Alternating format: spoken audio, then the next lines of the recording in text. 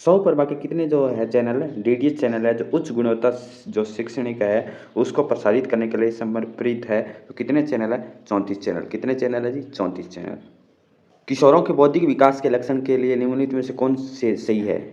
तो कौन से जो लक्षण है किशोरों के बौद्धिक विकास के लिए, तो इसमें जो हमारा आंसर सही रहेगा वो है कल्पना है, और क्या है? चिंतन और तर्कण है, और क्या? ध्यान अवधि है।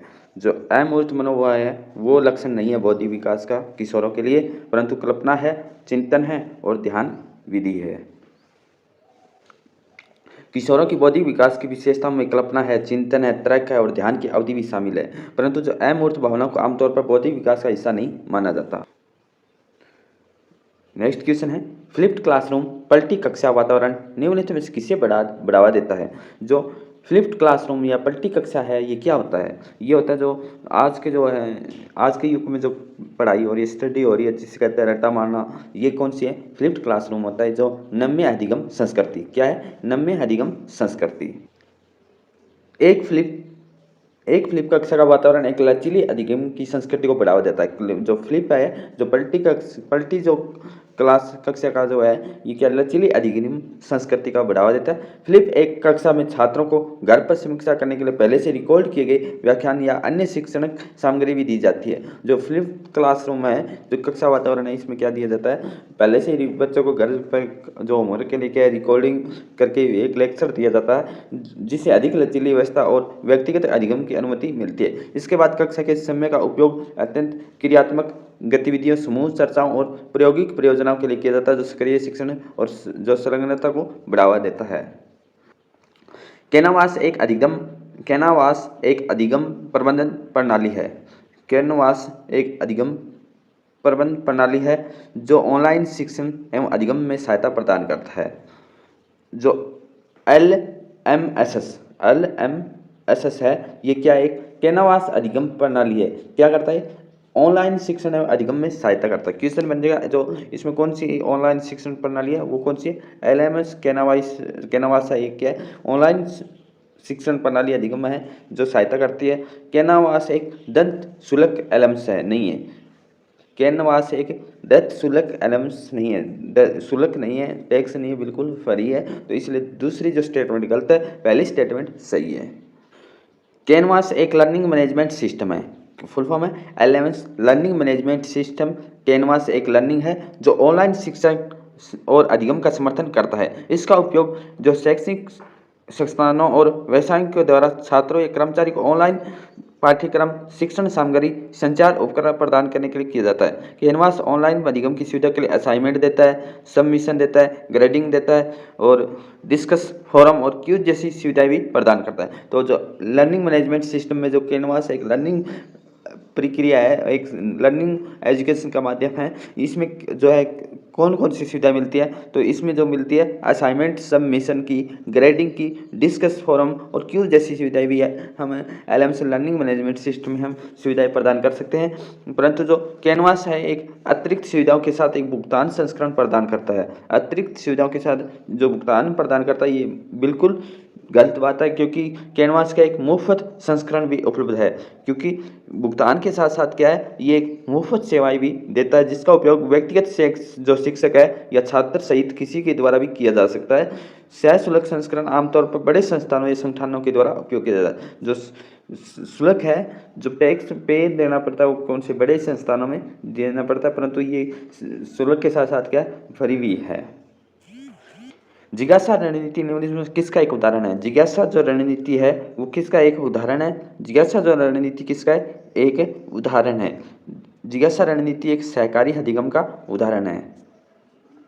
जिज्ञासा रणनीति है, इसको क्या किस नाम से जाना जाता है? आरा रणनीति। किस नाम बन सकता है कि जिज्ञासा रणनीति का दूसरा नाम क्या? आरा रणनीति या सहकारी अधिगम एक उदाहरण है। जो जिज्ञासा रणनीति है, आरा रणनीति सहकारी अधिगम का एक उदाहरण है। सहकारी अधिगम एक शैक्षणिक दृष्टिकोण है जिसमें छात्र एक सामान्य लक्ष्य को प्राप्त करने के लिए, किसी कार्य को पूरा करने के लिए छोटे समूह को एक साथ काम करता है। आरा रणनीति एक विशिष्ट प्रकार से सहकारी शिक्षा है। छात्रों को विषम समूह को सौंपा जाता है। अलग अलग जो समूह है उसको काम है सौंपा जाता है। समूह में प्रत्येक छात्र को अधिगम के लिए एक अलग जानकारी दी जाती है। छात्र फिर अपने समूह के अन्य सदस्यों को अपनी जानकारी के बारे में पढ़ाते हैं। गतिविधियों में एक हद तक प्रत्येक छात्र ने सारी जानकारी प्राप्त कर ली होती है और समूह की समग्र समझ में योगदान में भी जो क्या है समझ होता है।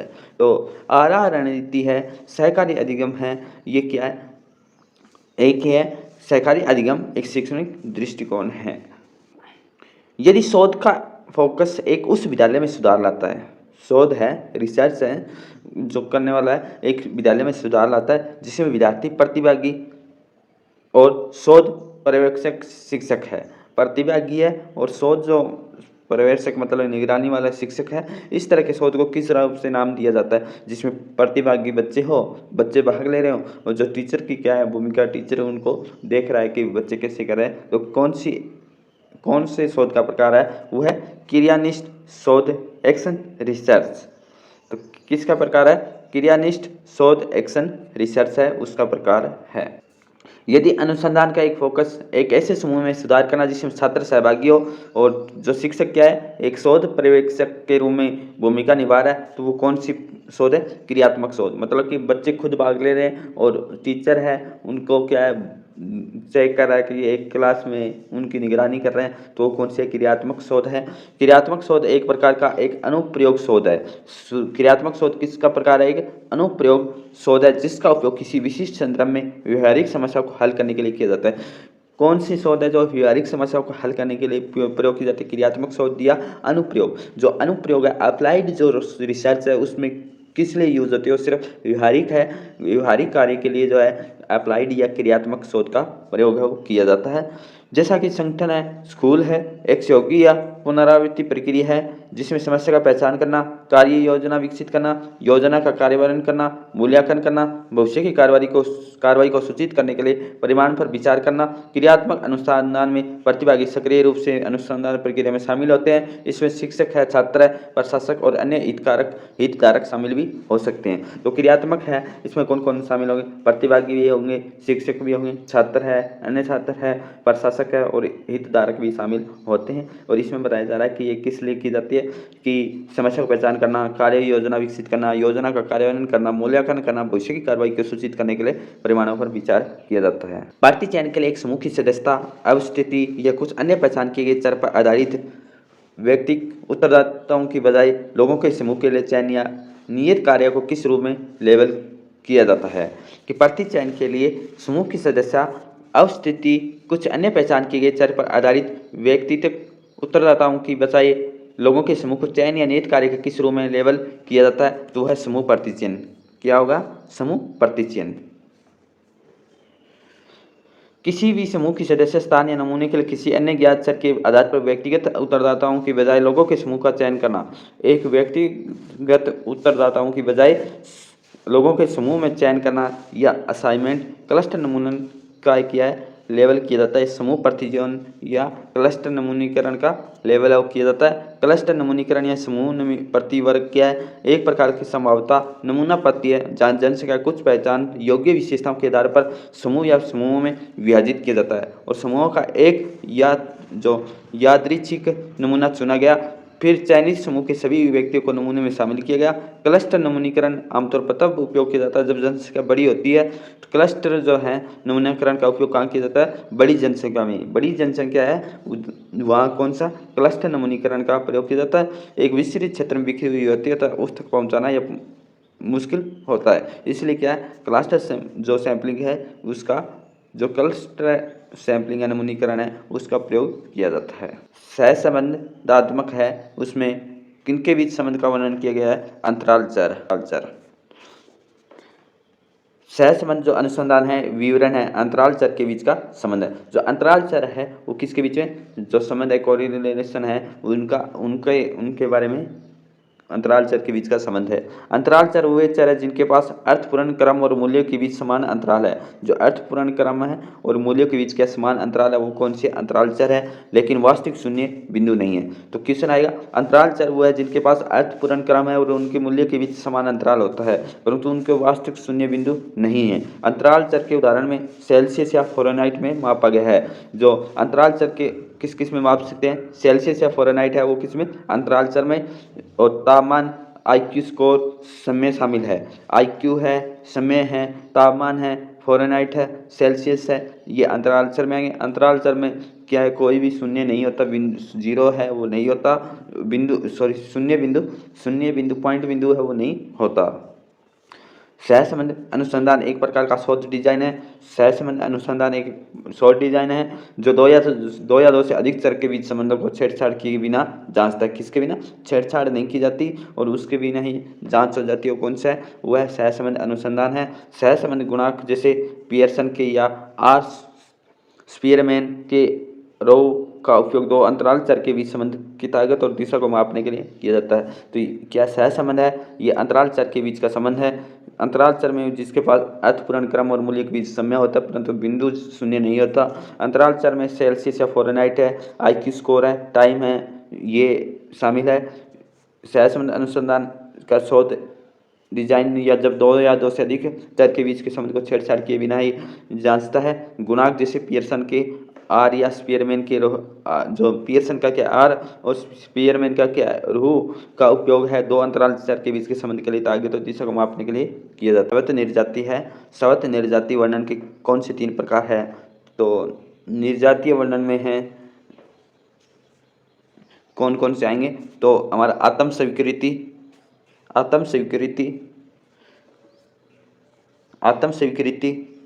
प्रभाववादी कथाएं और आलोचना है, आलोचनात्मक कथाएं हैं, ये शामिल होती है। आत्म स्वीकृति, प्रभाववादी और जो आलोचनात्मक कथाएं हैं वो किसमें, निर्जाति वर्णन में आएगी। जो तीन प्रकार इनमें शामिल है, आत्म स्वीकृति, प्रभाववादी कथा और आलोचनात्मक कथाएं। स्व निर्जाति वर्णन ऑटो एथनोग्राफी एक शोध पत्ती है। स्वत निर्जाति वर्णन क्या, एक ऑटो एथनोग्राफी शोध पत्ती है जिसमें इसमें किसका वर्णन किया जाता है, सांस्कृतिक घटनाओं का वर्णन है। किसना एक सांस्कृतिक घटनाओं का वर्णन किसमें किया जाता है, स्वत निर्जाति वर्णन या ऑटो एथनोग्राफी में किया जाता है। शोध व्यक्तिगत के लिए अनुभव और प्रतिबिंब शामिल होते हैं। इसे अलग तरीके से किया जा सकता है। ऑटो एथनोग्राफी तीन सामान्य प्रकार है। ऑटो एथनोग्राफी कितने प्रकार है, तीन है। ऑटो एथनोग्राफी या स्वत निर्जातीय जो है इसमें किसके सांस्कृतिक जो घटना है उसके बारे में वर्णन किया जाता है। आत्म स्वीकृति, कौन से तीन प्रकार, आत्म स्वीकृति, इस प्रकार के शोधकर्ता एक सांस्कृतिक घटनाओं से संबंधित अपने व्यक्तिगत अनुभव को और विचारों को पता लगाने के लिए आत्म प्रकटीकरण और आत्म निरीक्षण का उपयोग किया जाता है। तो क्वेश्चन आ जाएगा जिसमें व्यक्तिगत अनुभव है, भावनाएं, विचार को पता लगाने के लिए किसका प्रयोग किया जाता है, वह आत्म स्वीकृति का प्रयोग किया जाता है। आत्म स्वीकृति किसका प्रकार का, ऑटो एथनोग्राफी या स्वत निर्जाति वर्णन का है। प्रभाववादी कथा, इसमें शोधकर्ता एक सांस्कृतिक घटना के संबंधी और भावनात्मक छापों पर ध्यान केंद्रित करता है। तो की पॉइंट क्या है कि जो सांस्कृतिक घटनाओं के संबंधी और भावनात्मक छापों पर क्या है, भावनात्मक छापों पर ध्यान केंद्रित करता है। अपने व्यक्ति पूरक अनुभव उदाहरणों को संप्रेषित करने के लिए साहित्यिक तकनीकों का भी उपयोग किया जाता है। साहित्यिक तकनीकों और भावनात्मक छापों पर ध्यान करने के लिए क्या है, प्रभाववादी। तो यह है प्रभाववादी किसका प्रकार है, ऑटो एथनोग्राफी। परंतु यहाँ था कि जो आत्म स्वीकृति में क्या होंगे, व्यक्तिगत अनुभव होंगे, भावना होगी, विचार का पता लगाने के आत्मीय प्रकटीकरण और आत्म निरीक्षण का प्रयोग आत्म स्वीकृति, जिसमें साहित्यिक तकनीकों, आत्म भावनात्मक छापों पर और व्यक्तिगत अनुभव को धारणाओं संप्रेषित करने के लिए प्रभाववादी। आलोचनात्मक है जिसमें एक सांस्कृतिक घटनाओं के महत्वपूर्ण, क्योंकि निर्जाति में क्या होगी, सांस्कृतिक तो घटना होगी जिसमें इसमें बता रहा है कि व्यक्तिगत अनुभव और दृष्टिकोणों का उपयोग करके आख्यानों या शक्ति संबंधों को चुनौती देने के, जो आख्यान है और उसको शक्ति संबंधों को चुनौती देने के लिए क्या, आलोचना, जो आलोचना की जा रही है तो अपने व्याख्यान के माध्यम से उसको चुनौती देना, ये आलोचना है। प्रभाववादी में क्या है कि उसको भावनात्मक छापों पर ध्यान केंद्रित करता है, कोई भी घटना हुई है संस्कृति की और उससे साहित्यिक तकनीकों का यूज किया जाता है। आत्म में क्या है, अनुभव और भावना और विचारों का पता लगाने के लिए किया जाता है। और स्वत निर्जातीय ऑटो एथनोग्राफी एक सांस्कृतिक घटनाएं हैं जिसमें तीन प्रकार की है, आत्म स्वीकृति, प्रभाववादी और आलोचनात्मक कथा। विभिन्न शोध अभिकल्पों के भिन्न लाभ होते हैं। विभिन्न शोध अभिकल्पों के भिन्न लाभ होते हैं। उदाहरण के लिए एकल प्रयास अभिकल्पना शीघ्र परिमाण और पर गुणवत्ता के लिए जानी जाती है। तो बिल्कुल बात सही है कि भिन्न भिन्न शोध, अलग अलग शोध है अभिकल्पों के लिए भिन्न भिन्न लाभ होते हैं। अलग अलग शोध होगी तो अलग अलग लाभ है, उनका बेनिफिट मिलेगा। एकल प्रयास अभिकल्पना शीघ्र परिमाण और जो गुणवत्ता के लिए जो एकल प्रयास है वो क्या शीघ्र ही परिमाण दे देगी और गुणवत्ता के लिए भी जानी जाती है। एक अनुदैर्ध्य लॉन्ग टाइम के लिए जो है भिन्न काल अवधि, एक लॉन्ग टाइम है, लॉन्ग टाइम अनुदैर्ध्य काल विधि में हम अभिकल्प में हम एक क्या करेंगे कि काल अवधि जो टाइम क्या है अलग है और एक समान उत्तरदायिता, मतलब कि टाइम तो अलग अलग है, जैसे एक तो 10 बजे किया है, एक 12 बजे किया है, एक 1 बजे किया है, जो ग्रुप क्या है एक है, एक समान उत्तरदाता, मतलब ग्रुप एक, टाइम क्या है अलग अलग, टाइम अलग अलग, जो रिजल्ट हमारा क्या है सेम आ रहा है, तो वो क्या अनुदैर्ध्य अभिकल्प है। परंतु एक होता है कि एक समय में ग्रुप अलग अलग, वो क्या क्रॉस मल्टीपल, और एक होता है लॉन्गिट्यूड, मतलब कि टाइम अलग अलग परंतु एक ही ग्रुप में लंबे समय तक हम कोई उस पर रिसर्च कर रहे हैं, तो वो होगी लॉन्ग टाइम। क्रॉस टाइम होगी जो क्या है एक समय में अलग अलग ग्रुप पर, वो क्रॉस टाइमिंग होगी। तो इसलिए कह रहा है कि अलग अलग जो शोध अभिकल्प है उनका हमें अलग अलग बेनिफिट मिलता है। जैसे एकल प्रयास है उसमें रिजल्ट आसानी से मिलता है और गुणात्मक होता है, लॉन्ग टाइम में होता है वो काल अवधि उसके अलग एक समान होते हैं परंतु जो उत्तरदाता का अध्ययन किया जाता है और एक ही उत्तरदाता और अलग अलग होता है। तो दोनों ही स्टेटमेंट हमारी सही है। अनुसंधान डिजाइनों के लिए अलग फायदे और नुकसान भी है। एक शॉर्ट डिजाइन जो शॉर्ट डिजाइनिंग होती है वो क्या होती है त्वरित परिमाण और दक्षता के लिए जानी जाती है। शॉर्ट डिजाइनिंग किस लिए जानी जाती है, त्वरित मतलब तेजी से जल्दी से रिजल्ट मिलेगा हमें, और दक्षता के लिए क्या है गुणवत्ता के लिए भी जानी जाती है। वन शॉट डिजाइनिंग जहाँ उपचार या स्टेप के तुरंत बाद उपचार किया है या हमने स्टेप किया है उसके तुरंत बाद डेटा केवल एक बार में एकत्रित किया जाता है। तो क्वेश्चन है वन शॉट डिजाइनिंग त्वरित परिमाण है और दक्षता के लिए भी जानी जाती है। वन शॉट डिजाइनिंग है जो क्या है जहाँ उपचार या स्टेप के पहले नहीं यहाँ आएगा, उपचार या स्टेप के तुरंत बाद है डाटा केवल एक बार में एकत्रित किया जाता है। ऐसे भी क्वेश्चन बन सकता है। प्रारंभिक डेटा को जल्दी और कुशलता से प्राप्त करने के लिए ये उपयोगी है, लेकिन अन्य कारकों के लिए भी कार्य कारण स्थापित करना या नियंत्रित करने के लिए संदर्भ में इसकी भी सीमाएं हैं।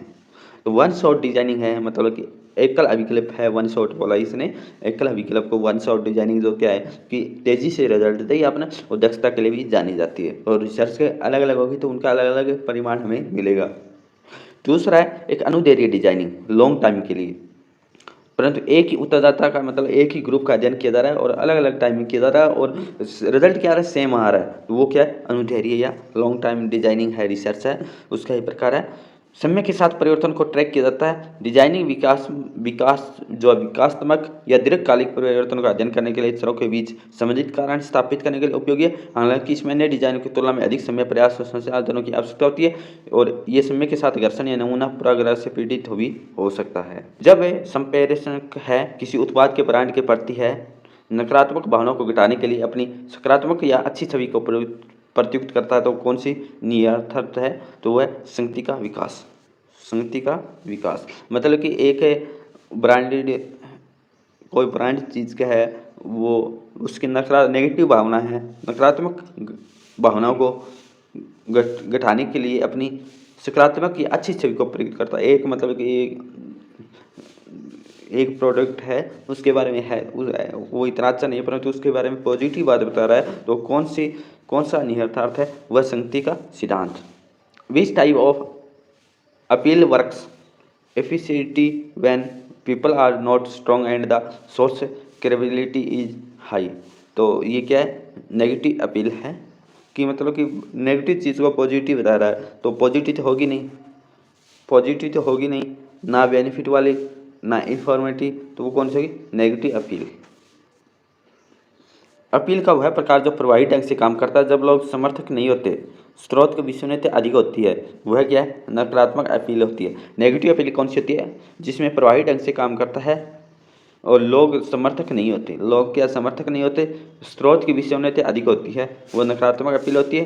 नकारात्मक अपील लोगों को एक विशेष कार्रवाई करने के लिए प्रेरित करने के लिए भय या अपराधबोध का उपयोग करती है। जब स्रोत की विश्वसनीयता अधिक होती है, जब स्रोत है विश्वसनीयता मतलब कि उसके विश्वास है कि लोग ज़्यादा से ज़्यादा उसको विश्वास करते हैं, तो नकारात्मक अपील प्रभावी भी हो सकती है। कि जब कोई मतलब कि क्रिकेटर है जैसे सचिन तेंदुलकर है, तो उसको वो इतना पॉपुलर है कि लोग वो बात बोलेंगे तो विश्वास हो जाएगा कि वो बोलेंगे ये चीज़ करने से क्या है फ़ायदेमंद होगी, तो लोग हैं जनता वो उस पर विश्वास करेगी।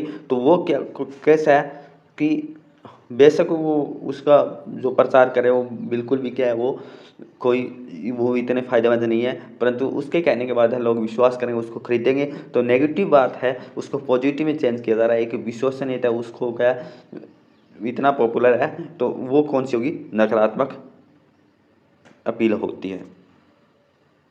निम्नलिखित में से किसको संप्रेषण व अन्य की तुलना में अधिक विश्वसनीय के रूप में भी जाना जाता है? किसको कम्युनिकेशन है जो अन्य की तुलना में अधिक विश्वसनीय के रूप में भी जाना जाता है? सबसे ज़्यादा जो विश्वसनीय कौन होगा? तो सबसे ज़्यादा हमारे विश्वसनीय कौन होंगे? मित्र होंगे। तो कौन होंगे? मित्र। दोस्तों को आमतौर पर संचार में दूसरों की तुलना में अधिक भरोसेमंद माना जाता है। ऐसा इसलिए है क्योंकि हम उन लोगों पर भरोसा करते हैं जिनमें हमें अच्छी तरह से जानते हैं, जिनके साथ हमारे संबंध मित्र और परिवार के सदस्य जैसे होते हैं। तो व्यक्तिगत अनुभव, ज्ञान और राय के आधार पर ईमानदार और विश्वसनीय जानकारी प्रदान करने के लिए अधिक संभावना रखते हैं। दूसरी ओर सेल्स पर्सन और जो सशुल्क समीक्षा के पास एक पक्षपाती या स्वार्थी दृष्टिकोण भी हो सकता है। अजनबियों के पास विश्वास स्थापित करने के लिए प्रतिष्ठा या विश्वसनीयता नहीं हो सकती। तो क्या था? मित्र है वो हमारे विश्वसनीय नहीं हो सकते। सेल्समैन होगा वो क्या होगा? दृश्य उसका क्या होगा? सेल्समैन बेच रहा हो तो उसको क्या होगा? अपना खुद की दृष्टिकोण स्वार्थ होगा उसको, तो वैसे नहीं होगा करीबी। और जो अजनबी है उससे हम इतने करीब नहीं होते। तो मित्र हमारे लिए क्या सबसे ज़्यादा विश्वसनीय होगा, क्योंकि हम अब हर बात उसको बता सकते हैं। निम्नलिखित में किसको संप्रेषण में अर्थगत बाधाओं के रूप में भी जाना जाता है? कम्युनिकेशन में जो अर्थगत बाधाओं के लिए भी जाना जाता है, तो कौन सी होगी? जो प्रक्रियात्मक है, संग जो सांगठनिक है मतलब कि दोषपूर्ण है, या तकनीकी भाषा है, या बिना आधार की अनक्वालिफाइड पूर्वधारणा। तो देखो, तो इसमें होगा जो ऑर्गेनाइजेशन जो नीति है, संगठन की कोई नीति है वो तो नहीं होगा, और ना ही इसमें जो प्रकात्मक है वो होगा, और ये भी नहीं है। परंतु दोषपूर्ण अनुवाद होगा। तकनीकी भाषा का कोई जो कम्युनिकेशन कर रहे हैं तो उसमें क्या है, कोई भाषा है वो हिंदी की जगह इंग्लिश है, इंग्लिश की जगह हिंदी बोल रहे हैं, तो वो तकनीकी भाषा का उपयोग से भी हो सकता है। कोई दोषपूर्ण भी हो सकता है। बिना आधार की अनक्वालिफाइड पूर्वधारणा है, जो बिना आधार की हम पहले से जो कोई धारणा बना रहे हैं, तो वो भी क्या है, वो भी एक बाधाओं के रूप से भी माना जा सकता है। भाषा संबंधी उन बाधाओं को संदर्भित करते जो संचार के उपयोग किए जाने वाले शब्द प्रतीक संकेतों के अर्थ की गलतफहमी के कारण उत्पन्न होती है। तो ये सिमेट्रिक बाधाओं के रूप से भी माना जा सकता है। सिमेट्रिक बाधाओं में क्या आ जाएगा, जिसमें क्या है, सिमेट्रिक शब्द प्रतीक संकेतों के अर्थ की गलतफहमी के कारण भी होता है, वो सिमेट्रिक बाधा है।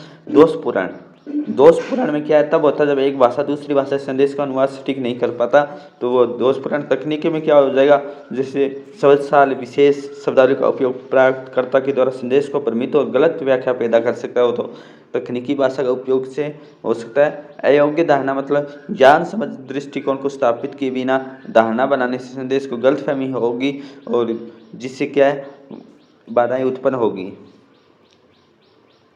तो ये क्या है, सिमेट्रिक बैरियर है।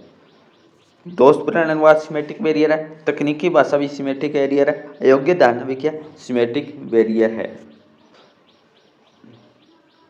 कार्यात्मक विशेषता क्या होती है, जब एक संगठन के भीतर एक संगठन होता है, उसके भीतर श्रम के विभाजन और कार्यों की विशेषता का संदर्भित करता है, वो क्या कार्यात्मक विशेषक होता है। जो सामान्य समझ की कमी के कारण, संचार टूटने के कारण भी हो सकता है। जो कार्यात्मक विशेष जो बाधाएं होती है वो एक संगठन के भीतर काम करते हैं, तो उसके समय क्या कोई सामान्य समझ की कमी कारण कोई समूह है, ग्रुप में है, और एक सामान्य समझ की कमी के कारण है संचार टूटने कारण कार्यात्मक बाधाएं हो सकती है। संगठनात्मक नीति में क्या है, एक नियम के कारण और प्रक्रियाओं को संदर्भित करता है जो संचार के प्रभाव को प्रतिबिंबित कर सकते हैं और अवरोध भी पैदा कर सकते हैं। वो क्या है, संगठन में नियमों के कारण हो सकती है, कार्यात्मक एक में क्या है, एक समूह में है और वो एक समझ के कारण है, किसी को कहा कुछ है पर सुना कुछ, तो वो क्या है, एक समूह में हो रही है तो उसमें हो सकती है बाधाएं।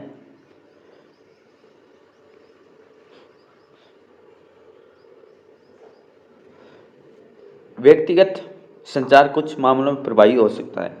जो व्यक्तिगत संचार है, पर्सनल जो संचार है, वो कुछ मामलों में तो प्रभावी हो सकता है, लेकिन सामान्यीकरण उसको जनरलाइजेशन नहीं कर किया जा सकता। हमेशा जन संचार से अधिक प्रभावित होता है। संचार की प्रभावशीलता विभिन्न कारकों पर भी निर्भर करती है, जैसे उद्देश्य, दर्शक और संदेश, संदर्भ आदि। तो व्यक्तिगत संचार कुछ मामलों में तो प्रभावी हो सकता है, लेकिन ये सामान्यीकृत नहीं किया जा सकता। हमेशा जन संचार से अधिक प्रभावित होता है। संचार को प्रभावशीलता विभिन्न कारकों पर भी निर्भर करती है, जैसे उद्देश्य, दर्शक, संदेश, संदर्भ आदि। संचार के दो चरण प्रभाव सिद्धांत से पता चलता है कि मास मीडिया लोगों को अप्रत्यक्ष रूप से राय देने वाले नेताओं या बिचौलियों के माध्यम से प्रभावित कर सकता है। जो मास मीडिया है, राय देने वाले नेताओं या बिचौलियों के माध्यम से प्रभावित किया कर सकता है। जो मीडिया संदेशों की व्याख्या करते हैं, दूसरों तक पहुंचाते हैं, जबकि मास मीडिया व्यक्तिगत संचार का प्रेरक हो सकता है। ये आवश्यक नहीं है कि हमेशा व्यक्तिगत दृष्टिकोण और व्यवहार को प्रभावित करें। कौन सा अनाकारिक तर्क दोष है? उपग्रह एक्स पर जीवन की असंभावना के लिए बारे में किसी ने भी अभी तक कोई असंदिग्ध साक्ष्य प्रस्तुत नहीं किया। कि उपग्रह एक्स पर जीवन की असंभावना के बारे में किसी ने भी अभी तक कोई जो असंदिग्ध साक्ष्य प्रस्तुत नहीं किया, इसलिए कोई भी यह निष्कर्ष निकाल सकता है कि उपग्रह पर एक्स पर जीवन है। तो ये कौन सी हो जाएगी, कौन सी फैलेसी एंड इनफॉर्मल फैलेसी का प्रकार है, जिसमें कहा रहा है कि उपग्रह पर जीवन संभव, अभी तक असंभावना है कि उपग्रह पर कोई भी साक्ष्य प्रस्तुत नहीं किया गया, तो इसलिए निष्कर्ष नहीं निकाला जा सकता कि उस पर जो है उपग्रह पर जीवन संभव है।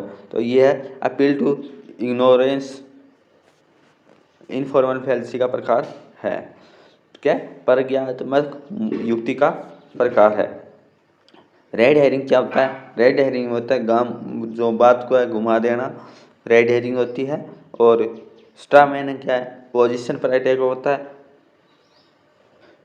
अज्ञानता की अपील एक प्रकार की अनौपचारिक भ्रांति है जहां तर्क एक निश्चित दावे के खिलाफ साक्ष्य की अनुपस्थिति पर आधारित होता है। मतलब एक निश्चित दावा होता है, तो एक निश्चित दावा पता है उपग्रह पर जीवन संभव है, पृथ्वी एक है, मंगल भी ग्रह पृथ्वी है, तो ऐसे क्या है, पता है कि वहाँ पर जीवन संभव है, परंतु बताया जा रहा है कि वहाँ पर जीवन संभव नहीं है, कोई भी साक्ष्य प्रस्तुत नहीं हुआ। तो क्या है, ऐसी अज्ञानता की अपील है एक प्रकार की अनौपचारिक भ्रांति है जहाँ एक तर्क निश्चित दावे के खिलाफ साक्ष्य की अनुपस्थिति पर आधारित होता है। निश्चित दावा होता है परंतु साक्ष्य क्या एब्सेंट बताया जा रहा है, तो ये मानता कि किसी विशेष दावे के खिलाफ कोई सबूत नहीं है, जो कोई विशेष दावा उसके खिलाफ कोई सबूत नहीं है, दावा सही या गलत होना चाहिए। उदाहरण के लिए कोई सबूत नहीं है कि भूत मौजूद नहीं है, कोई भी सबूत नहीं है कि भूत मौजूद नहीं है, इसलिए भूतों का अस्तित्व होना चाहिए। ये अज्ञाता भ्रम का अपील है, क्योंकि इसमें क्या है, कोई सबूत नहीं है कि भूत मौजूद नहीं है, परंतु भूतों का अस्तित्व होना चाहिए। तो सबूत ही नहीं तो भूतों का अस्तित्व कहाँ से होगा? तो ये अज्ञानता अपील है कि किसी दावे के खिलाफ साक्ष्य की अनुपस्थिति में आवश्यक रूप से इसकी वैधता साबित नहीं कर सकती। तो वैधता साबित है, साक्ष्य ही नहीं मिले तो वैधता कहाँ से होगी? तो ये क्या है, अज्ञानता की अपील है। मतलब कि नेगेटिव बात को पॉजिटिव बताना, नेगेटिव बात को पॉजिटिव बताना, पॉजिटिव बात को नेगेटिव बताना, तो ये क्या अज्ञानता की अपील है। कुछ जानवर मांसाहारी जीव नहीं है, कुछ जानवर गैर मांसाहारी जीव नहीं है, कुछ गैर मांसाहारी जीव गैर जानवर नहीं है, कुछ जानवर गैर मांसाहारी जीव है। तो ये कौन सा समतुल्य है? समतुल्य पूछा है, समतुल्य समतुल्य कौन कौन से हो जाएंगे? कुछ जानवर मांसाहारी जीव नहीं है, तो कुछ जानवर मांसाहारी जीव नहीं है, तो कुछ जानवर मांसाहारी जीव नहीं है, तो कुछ गैर मांसाहारी जीव गैर जानवर नहीं है, कुछ गैर मांसाहारी जीव गैर जानवर नहीं है, कुछ जानवर गैर मांसाहारी जीव है। कौन कौन से बनेंगे समतुल्य? तो कुछ जानवर मांसाहारी जीव नहीं है, ठीक है, कुछ जानवर मांसाहारी जीव नहीं है, तो इसमें होगा कुछ गैर मांसाहारी, यहाँ गैर आ गया, कुछ गैर मांसाहारी जीव गैर जानवर नहीं है, गैर मांसाहारी जीव गैर जानवर नहीं है, ये होगा गैर जानवर। तो यहाँ कुछ जानवर गैर मांसाहारी जीव है।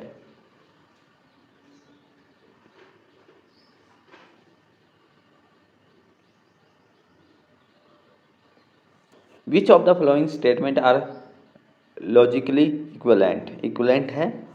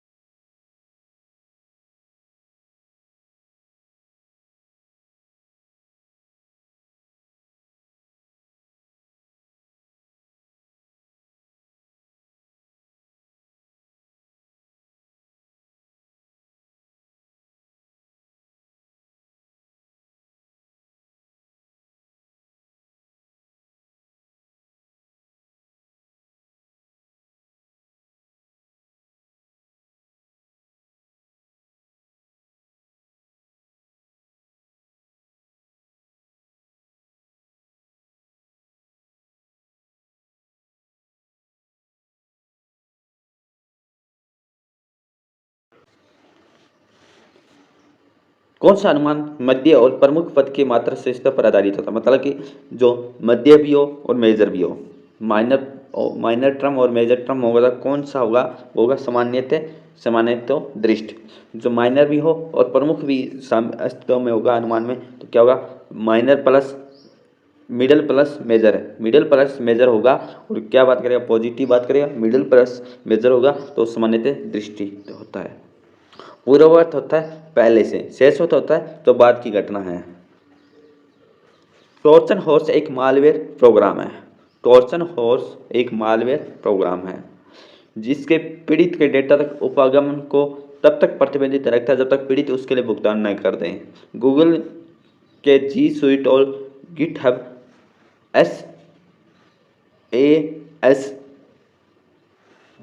SaaS सास क्लाउडिंग कंप्यूटिंग के उदाहरण है। गूगल जी सुइट और गिटहब किसके उदाहरण है? सास के उदाहरण है।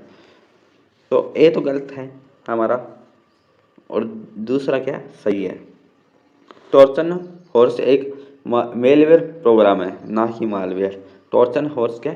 एक मालवेयर नहीं है, परंतु क्या है? ट्रोजन हॉर्स किसका प्रकार है? एक मेलवेयर प्रोग्राम है। ट्रोजन की मेल के साथ, तो इसलिए मेलवेयर प्रोग्राम है, जो एक वेब सॉफ्टवेयर प्रोग्राम प्रतीत होता है। तो वहाँ क्या लिखा था? मालवेयर लिखा हुआ था। ट्रोजन क्या? एक मेलवेयर है।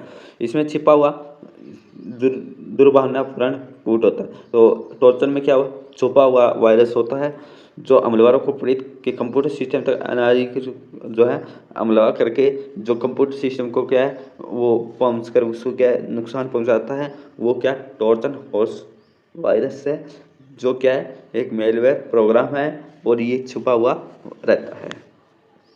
जी सुइट और GitHub software as a service clouding computing के उदाहरण हैं, जो उपयोगकर्ता को स्थानीय स्थापना और रखरखाव की आवश्यकता बिना इंटरनेट पर सॉफ्टवेयर और एप्लीकेशन तक पहुंचने की मदद देता है। वाणिज्य हेतु प्रोग्राम बनाने वाले में उनको कार्यक्रम के अनुसार बताना है कि सबसे पहले कौन सा आया था। सबसे पहले आया इंटरनेट का विकास हुआ था। इंटरनेट का विकास हुआ था, पर्सनल कंप्यूटर आया था, फिर आया था इंटरनेट, पर्सनल कंप्यूटर, और WWD की रचना 1989 में नंबर 3, और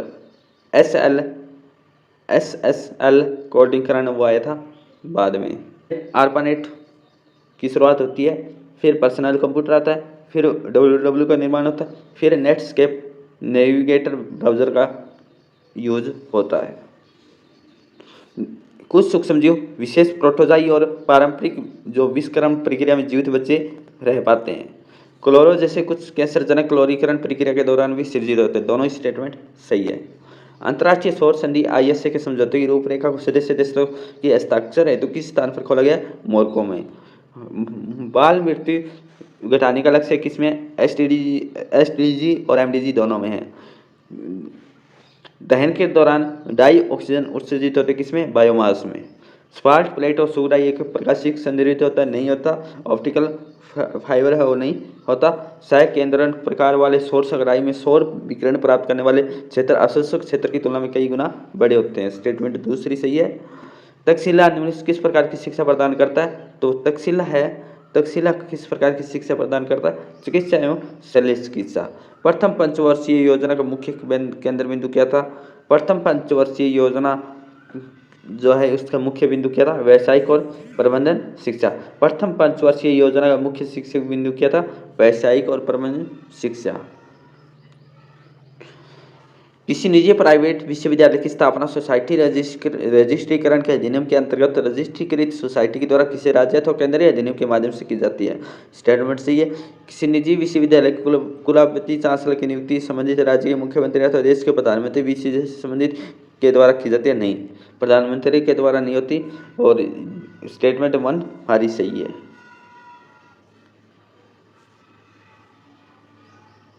गैर पारंपरिक अधिगम के लक्षण कौन से हैं? गैर पारंपरिक अधिगम के लक्षण कौन से हैं? गैर पारंपरिक क्या होती है? क्या उन्मुख ही होती है, शिक्षक द्वारा नियंत्रित नहीं होती। ये तो जहाँ भी है तो वो कट जाएगा ऑप्शन में, क्योंकि शिक्षक के द्वारा कौन सी नहीं होती और गैर पारंपरिक नहीं होती, तो अधिगम्यता उन्मुखी होती है। बी सही है हमारी स्टेटमेंट।